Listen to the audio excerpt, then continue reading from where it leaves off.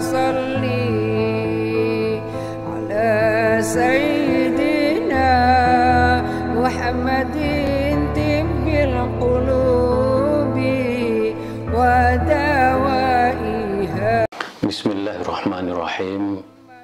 Assalamualaikum warahmatullahi wabarakatuh. Alhamdulillahirabbil alamin. Assalatu wassalamu ala sayyidil mursalin habibina wa syafi'ina maulana Muhammad wa ala alihi wa sahbihi ajmain, amma ba'du. Bapak Ibu sekalian, saudara-saudara, sahabat Islam ramah,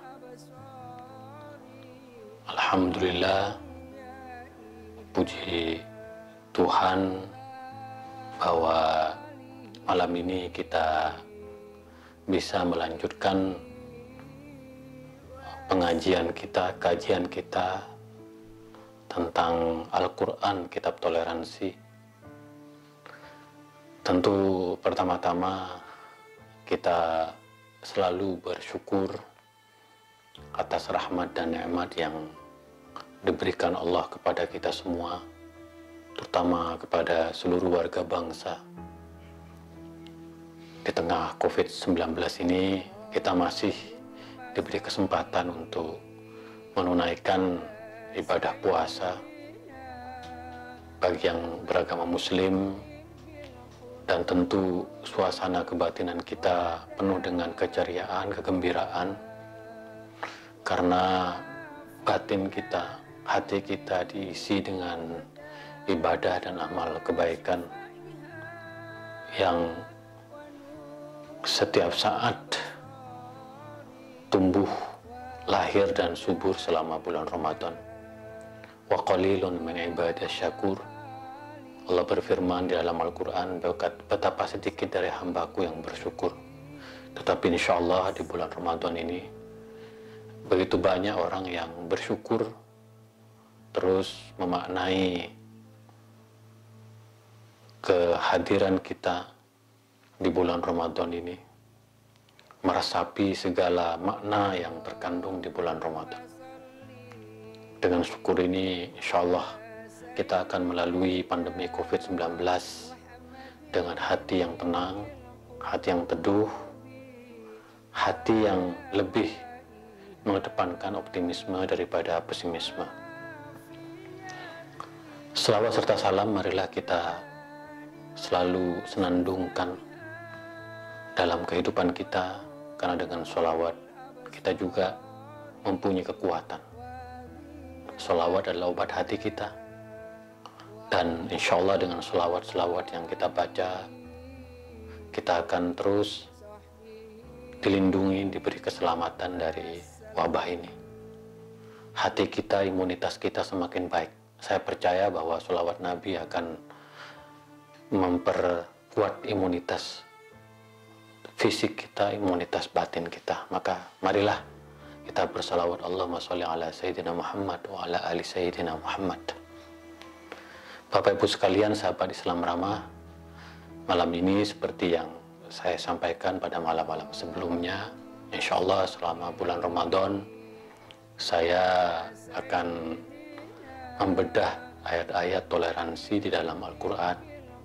Pada Ramadan tahun ini akan dibedah 30 ayat, ada sekitar 300 ayat toleransi dalam Al-Quran, jadi membutuhkan sekitar 10 tahun, 10 kali bulan Ramadan. Mudah-mudahan masih terus diberi usia panjang. Setiap bulan Ramadan saya akan hadir dengan 30 ayat toleransi. Pada Ramadan tahun ini saya akan memulai 30 ayat toleransi yang pertama, yang sebagian besar sudah saya tulis di dalam buku Al-Quran Kitab Toleransi, yang begitu banyak menginspirasi para pembaca di negeri ini dan menerima sangat baik karya saya. Walaupun juga ada kritikan, tentu saya sangat terbuka terhadap masukan dan kritik, karena bagaimanapun kritik adalah jamu yang sangat menyehatkan bagi intelektualitas dan pencarian makna yang lebih baik. Nah, pada 2 malam yang lalu kita sudah membahas tentang bagaimana kasih sayang, bagaimana toleransi, bagaimana kelembutan sebagai inti ajaran Islam. Nah, pada malam hari ini saya akan mengetengahkan salah satu prinsip yang sangat penting dalam Islam dalam rangka membangun toleransi, yaitu tentang tidak adanya paksaan dalam agama. La ikraha fiddin. Bismillahirrahmanirrahim. La ikraha fiddin. Qad tabayyana ar-rusydu bil ghayy. Qad tabayyana ar-rusydu minal ghayy. Fama yakfur bit-taghut wa yu'min billah faqad istamsaka bil urwatil wuthqa lam fisama laha wallahu samii'un 'alim. Ayat ini menjadi ayat yang sangat pamungkas di dalam Al-Quranul Karim yang menggarisbawahi bahwa tidak diperbolehkan paksaan, adanya pemaksaan dalam beragama. Artinya melanjutkan dari penjelasan sebelumnya bahwa agama-agama sebelum Islam, terutama agama Yahudi dan agama Kristen, adalah agama-agama yang diakui oleh Islam. Bahkan kita sebagai umat Islam, terutama dalam akidah Ahlussunnah wal Jamaah, kita beriman kepada kitab-kitab dan nabi-nabi sebelum Islam. Jadi nanti juga akan dijelaskan bagaimana Al-Quran menghormati Injil, bagaimana Al-Quran menghormati Taurat, bagaimana Al-Quran menghormati Nabi Musa, Nabi Isa, bagaimana Al-Quran menghormati umat pengikut Nabi Musa dan Nabi Isa. Nah, oleh karena itu, karena seperti yang saya katakan pada pertemuan sebelumnya, bahwa agama-agama ibarat sebuah bangunan rumah, ibarat sebuah keluarga. Dan Al-Azhar sekarang punya satu komunitas namanya Baitul Ailah, rumah keluarga, yang di dalamnya adalah perhimpunan komunitas agama-agama. Maka sungguhnya prinsip tidak ada paksaan dalam beragama, bahwa agama-agama itu adalah ibarat sebuah satu keluarga, satu rumah yang rukun, yang harmonis, yang toleran, saling menghormati, saling menghargai. Dan karenanya Al-Quran menggarisbawahi la ikraha fiddin, tidak ada paksaan dalam beragama. Maka kemudian kita menemukan satu kaidah yang dianut oleh para ulama, yaitu syari'atu man qablana syar'un lana, syara'u man qablana syar'un lana, bahwa syariat-syariat yang terdahulu bisa menjadi syariat bagi kita.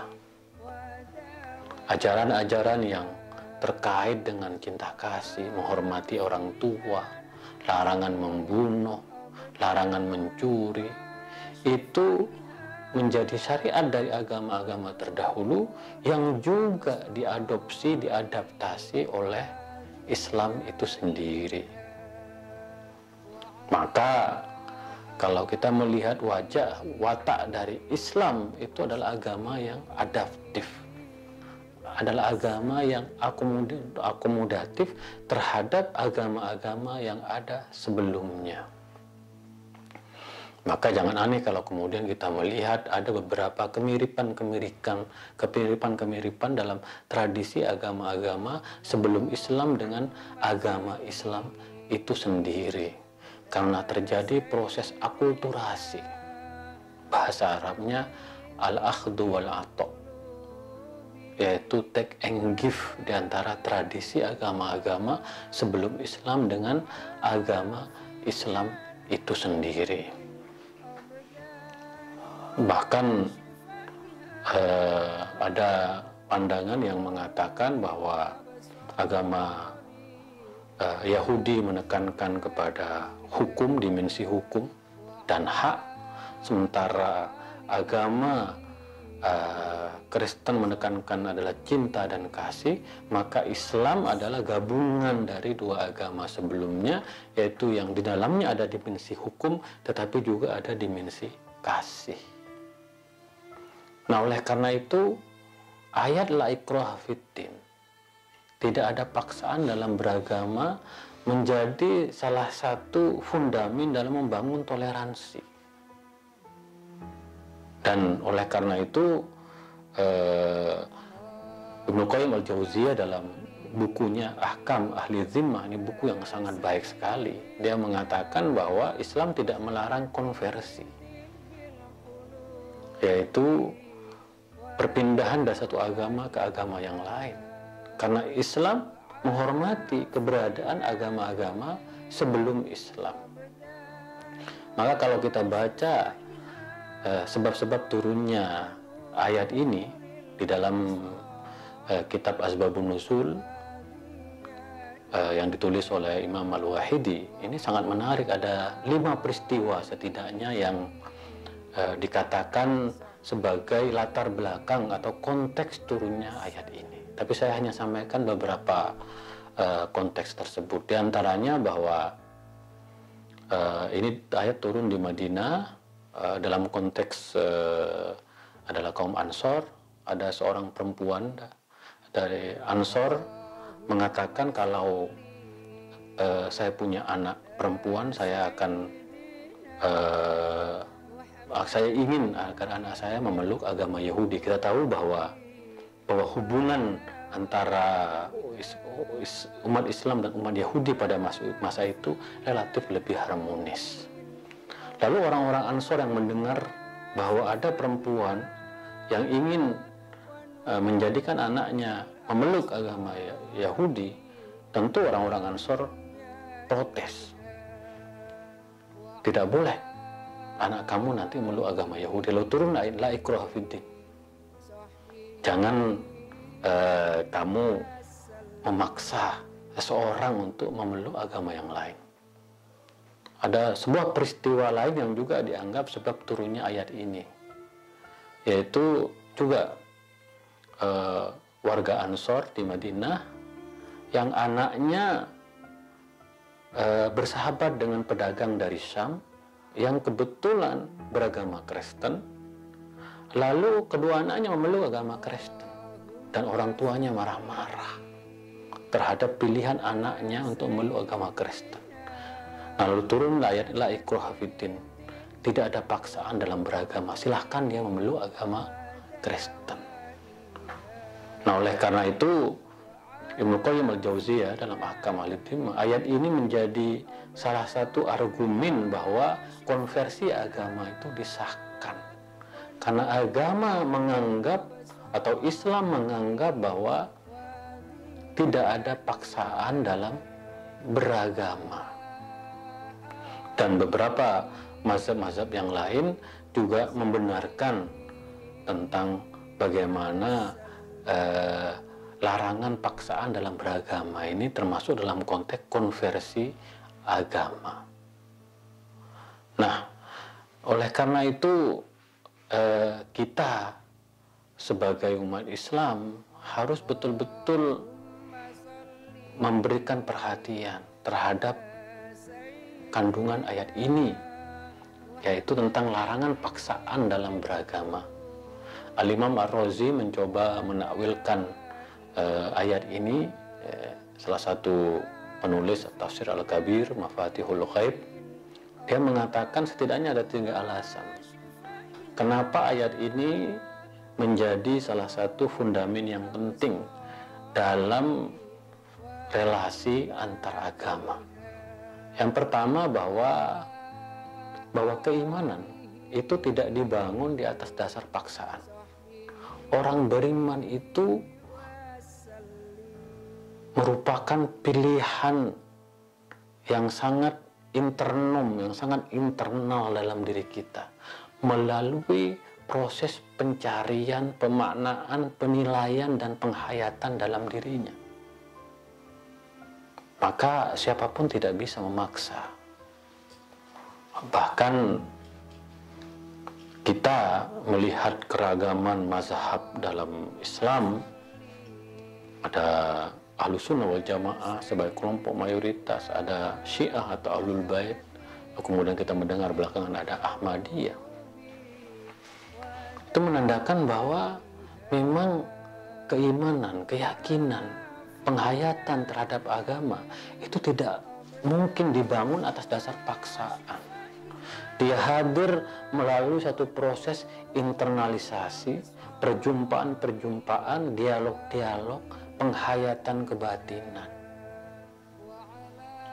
Maka oleh karena itu ini sangat penting sekali bahwa iman menurut Imam Ar-Razi tidak dibangun berdasarkan paksaan. Iman itu dibangun berdasarkan penghayatan, internalisasi, pemahaman. Faman syaa falyu'min wa man syaa falyakfur. Kamu pilihan, kamu boleh beriman, kamu boleh kafir. Tidak ada paksaan. Yang kedua, itu ini terkait dengan kesepakatan di antara kalangan muslim dengan kalangan non-muslim di Madinah pada masa itu. Kita tahu setelah Rasulullah melahirkan piagam yang sangat spektakuler, yang sangat modern dan kosmopolitan itu, piagam Madinah, terjadi kesepakatan di antara kelompok muslim dengan Kristen, kelompok muslim dengan Yahudi. Maka setelah terjadi kesepakatan, maka tidak perlu lagi ada paksaan. Biarkan pilihan seseorang terhadap keyakinan dan agamanya itu berdasarkan pilihan yang sangat mulia pada setiap orang. Disinilah kemudian Islam melalui ayat la ikraha fiddin menjadi agama yang berperadaban dan berkeadaban, disegani. Karena Islam lebih lahir sebagai keteladanan, sebagai contoh, bukan sebagai paksaan. Rasulullah diperintah oleh Allah la ikraha fiddin. Tidak ada paksaan, apalagi dalam konteks mazhab. Hendaklah kita belajar dari Imam Syafi'i yang mengatakan ra'yi shawabun yahtamilu khata' wa ra'yu ghairi khata'un yahtamilu shawab. Pendapat saya benar, tapi mungkin saja salah. Pendapat orang lain salah, tapi mungkin saja benar. Ada kerendah hatian dalam diri kita untuk tidak menganggap diri kita yang paling benar, karena sebenarnya pemilik kebenaran adalah Allah Subhanahu wa Ta'ala. Kita sebagai hambanya hanya memahami kebenaran sesuai dengan subjektivitas kita. Mungkin saya yang dari NU akan menganggap bahwa pandangan NU dalam agama adalah pandangan yang benar, tetapi dia bukan yang paling benar. Karena kebenaran yang absolut itu hanya dimiliki oleh Allah Subhanahu wa Ta'ala. Maka setelah terjadi kesepakatan antara muslim dan non-muslim di Madinah, sejak saat itu seluruh umat di Madinah hidup dalam toleransi, dalam kehidupan yang rukun. Tidak ada kebencian, tidak ada kekerasan. Dan prinsip la ikraha fiddin ini menjadi prinsip yang begitu menginspirasi bagi umat agama-agama yang lain. Lakum dinukum waliyadin. Agamamu adalah agamamu, agamaku adalah agamaku. Tidak ada pemaksaan. Silahkan kalian memilih agama yang menurut keyakinan kalian. Dan kita sebagai umat Islam juga meyakini Islam adalah agama yang paling benar. Maka tidak ada paksaan, itu adalah cermin dari kesepakatan yang dibangun antara kalangan muslim dan non-muslim. Yang ketiga, Imam Ar-Razi dalam Mafatihul Ghaib mengatakan bahwa ini membuktikan bahwa orang yang masuk Islam setelah peperangan itu, terutama di Madinah, itu tanpa melalui paksaan. Sejarah mengatakan bahwa kenapa terjadi konversi besar-besaran dari umat Yahudi memeluk agama Islam di Madinah, itu justru karena melalui akhlak Rasulullah Shallallahu Alaihi Wasallam. Dikisahkan dalam banyak kitab-kitab sejarah ketika Rasulullah hijrah ke Madinah, lalu Rasulullah menunjukkan keteladanan kepada umat Yahudi di Madinah bahwa ajaran Islam itu adalah ajaran yang penuh kasih, bersedekah, bersenyum, ajaran yang sholat, doa. Bahkan kita tahu bahwa dulu orang-orang Arab suka meninggikan suaranya. Tetapi ketika Rasulullah datang ke Madinah, itu akhlaknya berubah, tutur katanya santun, lemah lembut. Maka kalau kita berkunjung ke Madinah, kita masih merasakan satu keajaiban di mana orang-orang Madinah jauh lebih lembut karena mereka meneladani Rasulullah. Karena Islam datang ke Madinah sebagai agama yang memberikan nilai baru, memberikan satu pemandangan baru yang toleran, yang ramah tadi itu, yang tidak ada paksaan, maka banyak orang berbondong-bondong masuk Islam. Nah, fakta inilah kemudian kalau kita lihat la ikraha fiddin terjadi di Indonesia, karena Islam datang ke Indonesia tidak melalui pedang, melainkan melalui proses-proses dakwah kultural yang mengakomodasi tradisi-tradisi dan hazanah yang ada di Nusantara sebelum Islam datang. Maka Wali Songo dakwahnya yang tidak ada paksaan itu, la ikraha fiddin itu, Sunan Kudus, Sunan Kalijaga, justru membuktikan wajah Islam yang ramah, wajah Islam yang toleran. Disinilah kemudian Al-Imam Ar-Razi mengatakan bahwa la ikraha fiddin, tidak ada paksaan dalam beragama, secara implisit maknanya tidak boleh ada kekerasan. La unfa fiddin, tidak boleh ada kekerasan dalam beragama. Maka sekali lagi sangat disesalkan kalau ada kelompok-kelompok yang menyegel ibadah agama yang berbeda mazhab, karena masih terjadi. Jangan dikira bahwa sesama muslim akur rukun. Nah, kita lihat berbagai kelompok seperti yang saya katakan tadi, masih ada diskriminasi, masih ada kekerasan terhadap kelompok yang minoritas.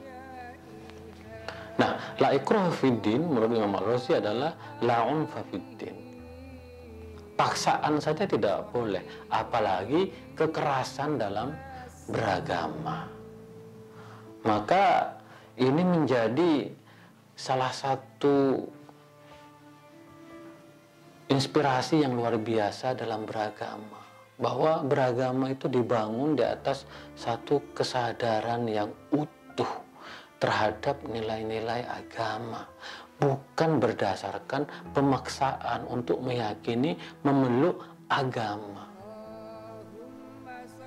Maka karena itu kemudian dakwah yang kita sampaikan, ceramah-ceramah yang kita sampaikan sejatinya tidak bernuansa pemaksaan, apalagi menebarkan kekerasan terhadap agama yang lain. Disinilah kemudian Rasulullah memberikan contoh yang sangat luar biasa bagaimana bersikap terhadap umat agama-agama yang lain. Kalau kita mendengarkan bagaimana kisah yang ini belakangan mulai disuarakan juga oleh ulama-ulama Yahudi ketika Kristen Bani Najran datang ke Madinah, di Masjid Nabi di Madinah. Pada hari itu adalah hari Minggu yang bersamaan dengan hari kebaktian.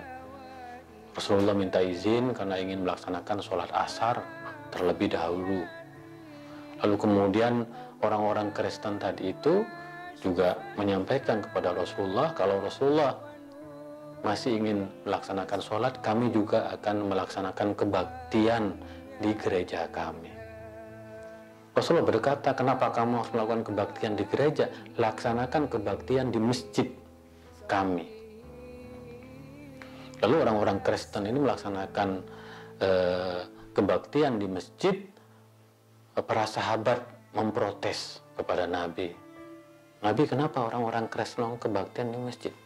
Nabi hanya mengatakan, biarkan. Bayangkan. Akhlak Rasulullah yang mencerminkan satu sikap empati, simpati, satu sikap yang toleran terhadap umat agama lain. Ini yang justru membangun satu kehidupan yang lebih harmonis. Ini yang membangun satu persaudaraan, bahwa sungguhnya umat agama-agama itu laksana keluarga, laksana saudara, yang antara satu dengan yang lain itu mempunyai satu penghayatan keimanan. Dan iman itu adalah sesuatu yang tidak bisa dibangun oleh pemaksaan. Maka akhlak Rasulullah yang begitu baik dengan umat agama-agama lain ini harus menjadi contoh bagi kita semua. Dan sekali lagi, jangan ada lagi paksaan. Saya terus terang aja secara pribadi begitu khawatir dengan adanya fatwa-fatwa yang memaksa, terutama terkait dengan kehidupan keragaman baik dalam intra-agama Islam maupun antar-agama. Sejatinya kita harus menghormati pilihan masing-masing, bahwa kebinekaan, keragaman itu sudah menjadi sunnatullah. Kita tidak bisa, saya misalnya yang dari NU, berharap bahwa orang-orang Muhammadiyah menjadi NU, atau saya berharap orang-orang Ahmadiyah menjadi NU. Itu tidak mungkin bagi saya. Tidak ada paksaan. Menjadi NU atau Ahlus Sunnah wal Jamaah adalah salah satu ikhtiar kita untuk memahami Islam. Begitu juga menjadi Muhammadiyah, ikhtiar untuk memahami ajaran Rasulullah Shallallahu Alaihi Wasallam.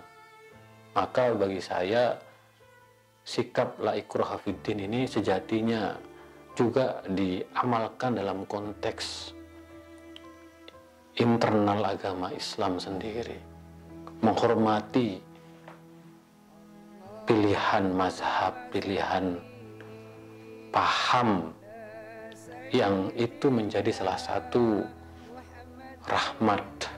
Karena bagaimanapun Islam menjadi agama yang tersebar di banyak negara, di banyak wilayah, di banyak peradaban, dan tentu mempunyai kekhasan dari masing-masing ekspresinya. Tetapi setiap dari ajaran, setiap dari paham itu selalu mengedepankan ajaran kasih sayang. Maka sekali lagi, prinsip la ikraha fiddin ini tidak ada paksaan dalam beragama. Mudah-mudahan terus menjadi satu spirit kita dalam beragama kita ini, bahwa marilah kita hidup rukun, marilah kita hidup toleran, tidak menebarkan kebencian dan kekerasan terhadap sesama. Mari kita terus bangun persaudaraan sesama muslim, sesama warga bangsa, sesama warga dunia. Apalagi di tengah kondisi COVID-19 ini, kita dituntut untuk betul-betul hidup toleran, hidup damai, hidup rukun, guyub. Kita bersatu sebagai sebuah bangsa, kita bersatu sebagai keturunan Nabi Adam, kita bersatu sebagai umat Rasulullah Shallallahu Alaihi Wasallam. Kata Rasulullah, ummatun wahidah. Kita ini adalah satu umat. Kita ini setara. Kita ini bersaudara. Dan karena itu tidak ada paksaan dalam beragama. Itulah kira-kira tafsir terhadap ayat la ikraha fiddin qad tabayyana ar-rusydu 'anil ghayy qad tabayyana ar-rusydu minal ghayy amma yakfur bitaghut wa yu'min billah faqad istamsaka bil urwatil wuthqa lam fisama laha wallahu sami'un alim. Insyaallah besok kita akan berjumpa lagi dengan tema kajian yang lain. Silahkan bagi teman-teman yang ingin mendalami ayat-ayat toleransi dalam Al-Quran, ini penting sekali supaya kita semakin yakin bahwa hidup toleran itu adalah fundamen dalam Islam, fundamen dalam Al-Quran, fundamen dalam ajaran Rasulullah Sallallahu Alaihi Wasallam. Dengan toleransi ini kemudian kita akan bisa membangun persaudaraan kebangsaan sebagai warga bangsa, dan kita jauh hidup rukun sebagaimana telah diteladani oleh Rasulullah, oleh para pendiri bangsa ini. Pancasila menjadi pemersatu kita, dan insya Allah kita akan jumpa besok malam dalam kajian ayat yang lain. Kurang lebihnya mohon maaf. Wa ma taufiqi illa billah, alaihi tawakkaltu wa ilaihi unib, wallahul muwaffiq ila aqwamit thoriq. Assalamualaikum warahmatullahi wabarakatuh.